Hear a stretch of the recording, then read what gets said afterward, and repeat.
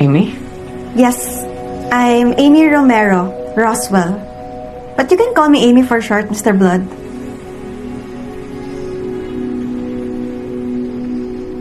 Mr.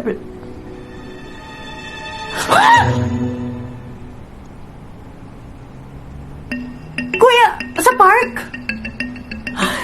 Ikaw si Mr. Gerson Ken Blood? Ang galing.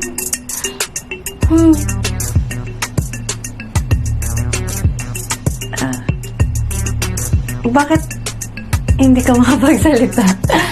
Anong problema? Wala naman. Nagulat lang ako na ikaw pala si Mrs. Roswell.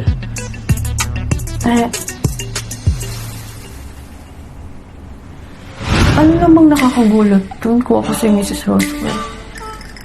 Eh, di ba mas nakakagulat kung ako si Mr. Roswell?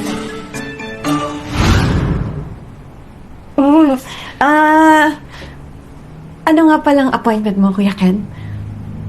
Kuya? Ano na ba katanda ang itsura ko? O sige, Ken na lang. So,